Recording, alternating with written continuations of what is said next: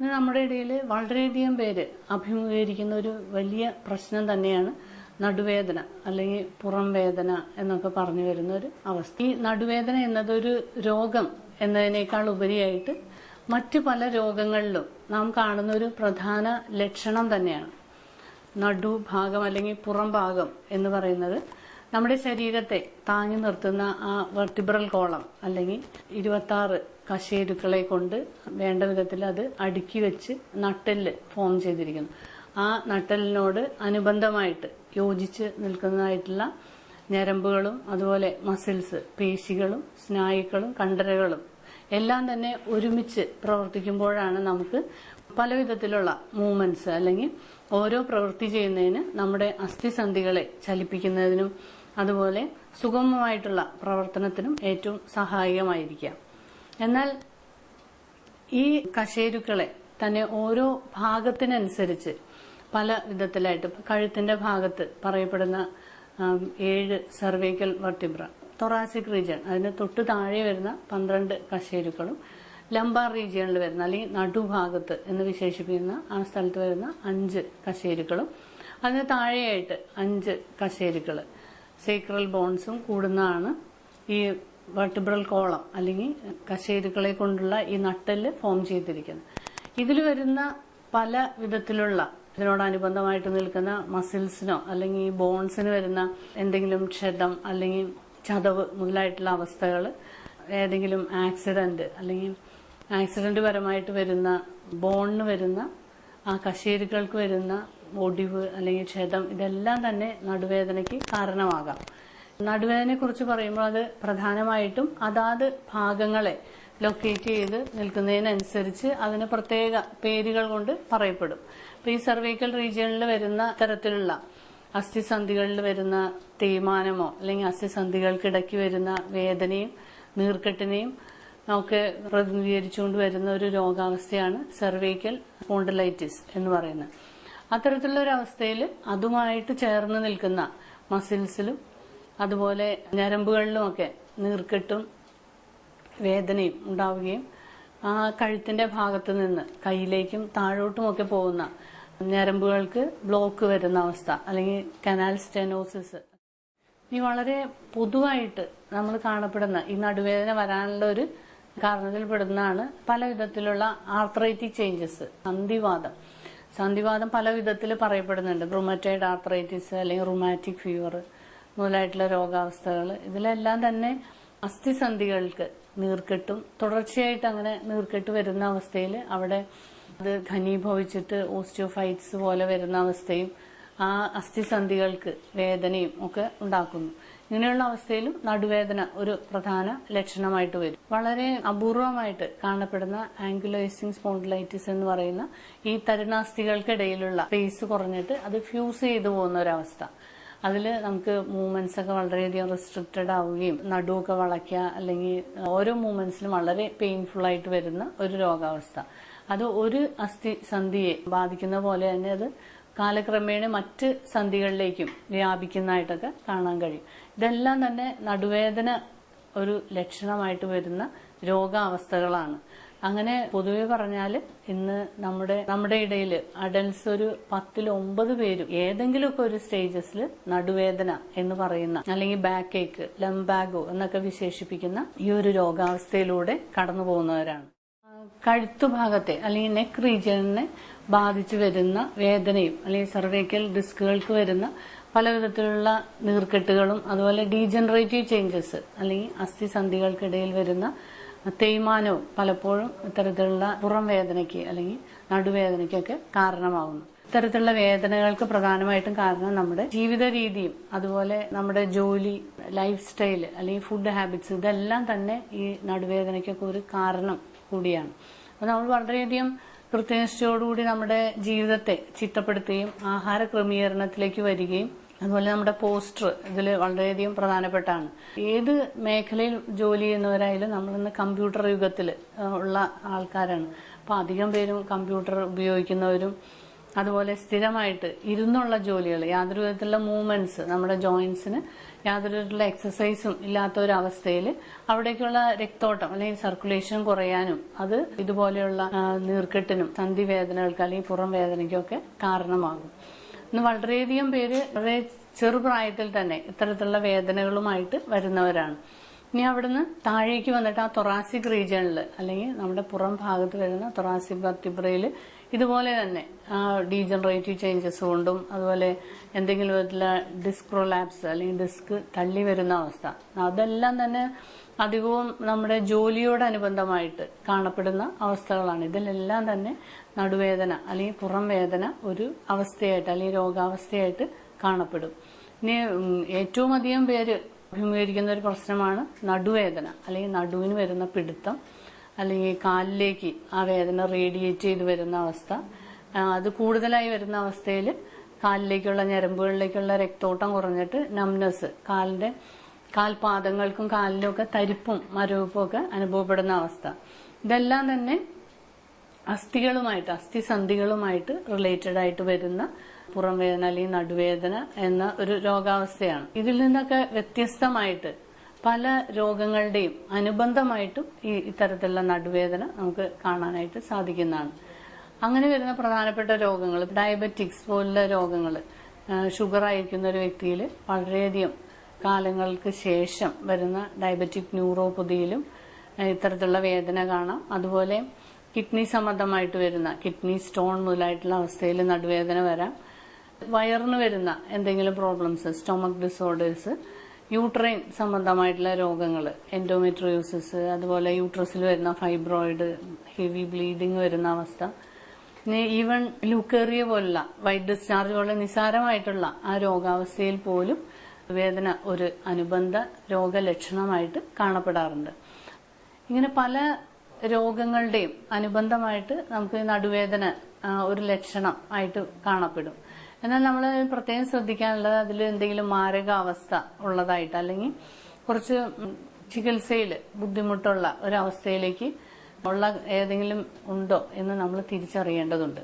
പല രോഗികളിലും ഇപ്പോൾ ഒരു ക്യാൻസറസ് ആയിട്ടുള്ള ഒരു പേഷ്യന്റിൽ ഏതെങ്കിലും വിധത്തിൽ ഇപ്പോൾ യൂട്രൈൻ ക്യാൻസർ വരുന്നവരോ അല്ലെങ്കിൽ ഏതെങ്കിലും ഭാഗങ്ങളെ ആശ്രയിച്ച് വരുന്ന ക്യാൻസറസ് ആയിട്ടുള്ള ഗ്രോത്ത് ഓപ്പറേറ്റ് ചെയ്ത് അതിന്റെ ചികിത്സകൾക്കൊക്കെ ശേഷം വളരെ കാലങ്ങൾക്ക് ശേഷമായാലും ഇത്തരത്തിലുള്ള നടുവേദനയും വേദനകളും ഒക്കെ അനുഭവപ്പെടാറുണ്ട്.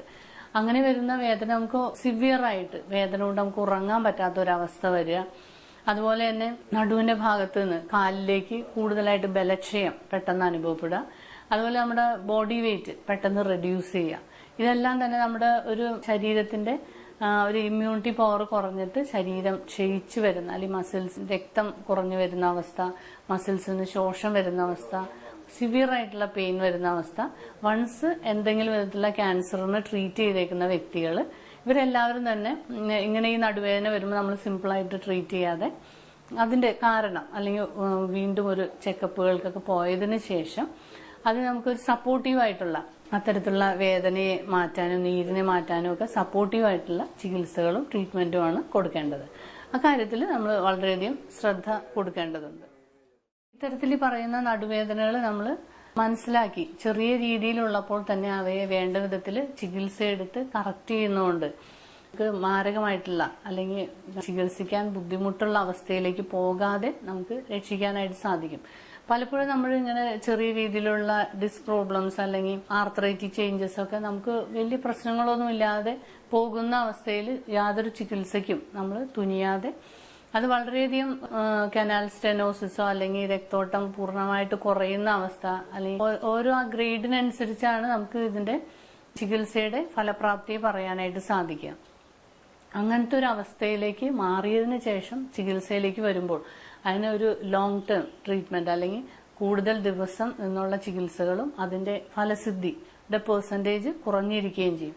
അപ്പൊ ഏത് രോഗാവസ്ഥയും ആദ്യമേ നമ്മൾ ശ്രദ്ധിക്കാനുള്ള ആ രോഗം വരാതിരിക്കാനായിട്ട് ശ്രദ്ധിക്കാം. അതിനു പറ്റിയ പല പ്രിക്കോഷൻസും ആയുർവേദികമായിട്ട് നമുക്ക് ചെയ്യാനായിട്ട് സാധിക്കും. അതുപോലെ ആരംഭഘട്ടത്തിൽ തന്നെ അതിനെ കറക്റ്റ് ചെയ്യുന്നതുകൊണ്ട് മറ്റ് അവസ്ഥയിലേക്ക് മാറാതെയും നമുക്ക് കൂടുതൽ ബുദ്ധിമുട്ടുണ്ടാക്കാതെയും ഒക്കെ സഹായിക്കുന്നതാണ്.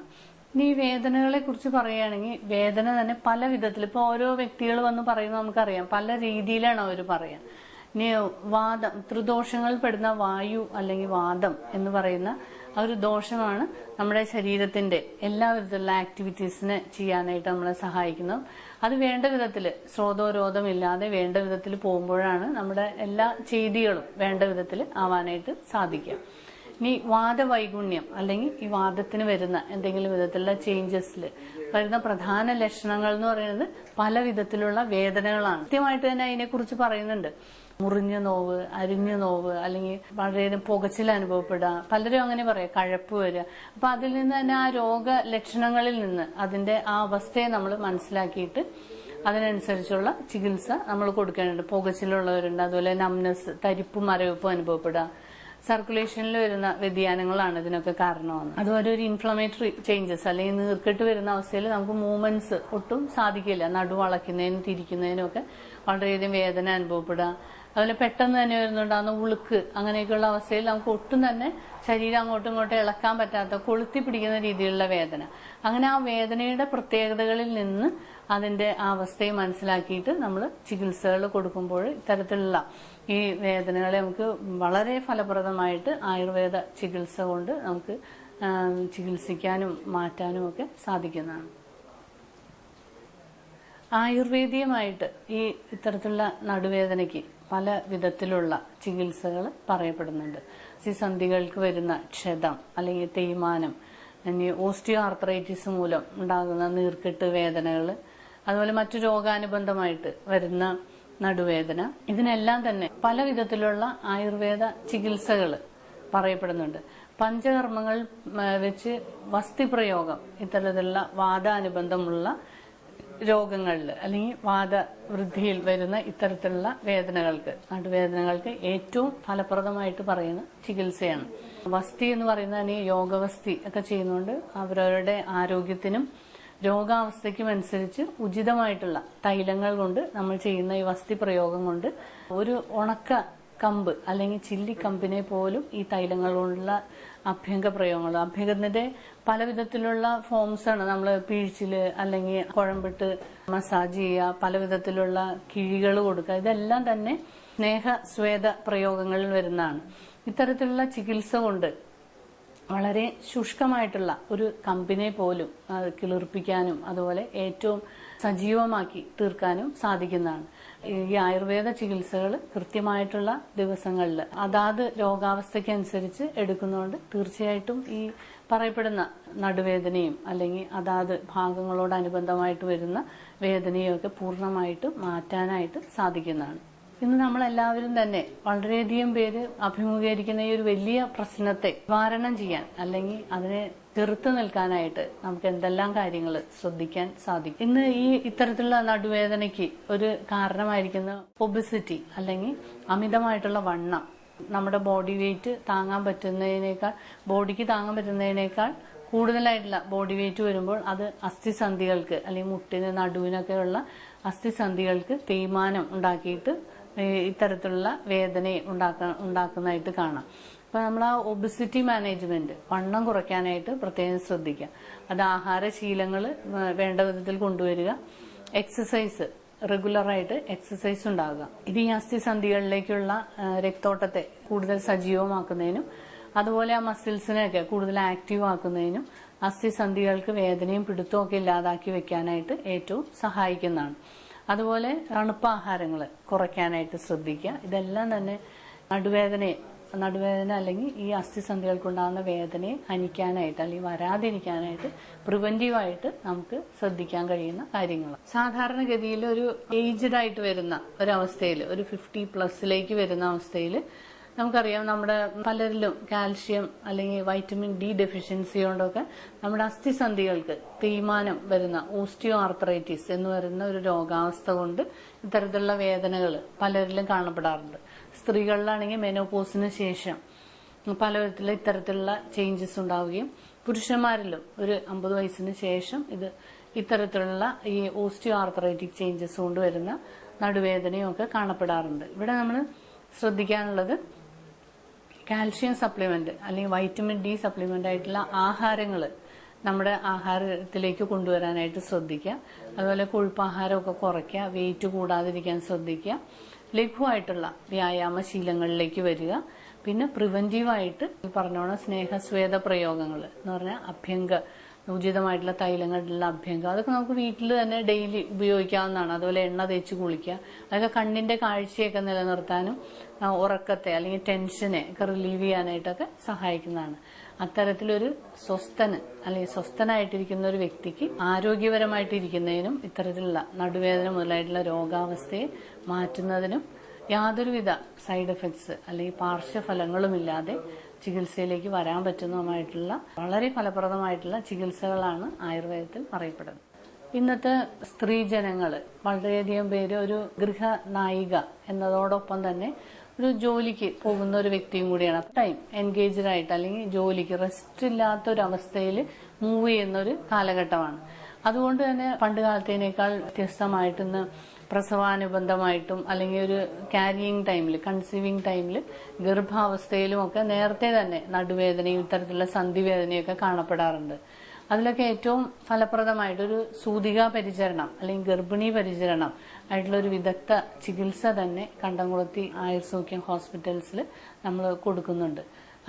16 ദിവസത്തെ അല്ലെങ്കിൽ 18 ദിവസത്തേക്കൊരു ചികിത്സ പാക്കേജിൽ ഈ സൂതികകൾക്ക് ആവശ്യമായിട്ടുള്ള ഔഷധങ്ങളും അതുപോലെ തന്നെ അതിനോടനുബന്ധമായി പലരും പ്രസവം കഴിഞ്ഞ ഉടനെ തന്നെ ജോലിയിൽ പ്രവേശിക്കുന്നവരാണ്. അപ്പോൾ ആ നടുവേദനയൊക്കെ മാറ്റാനും ഉള്ള നടുവേദന മാറുന്നതിനും ഒക്കെ വേണ്ടിയിട്ട് വളരെ പാരമ്പര്യമായിട്ട് തന്നെ ഉപയോഗിക്കപ്പെടുന്ന പ്രത്യേകമായിട്ടുള്ള തൈലങ്ങൾ ചേർത്തിട്ടുള്ള അഭ്യംഗവും അതുപോലെ വേദുവെള്ളങ്ങളിലുള്ള കുളിയും പ്രത്യേകമായിട്ടുള്ള ഔഷധ സേവയും ഒക്കെ ഈ കണ്ടംകുളത്തി ആയുർസൗഖ്യം ഹോസ്പിറ്റൽസിൽ വിശേഷമായിട്ട് കൊടുക്കുന്നു.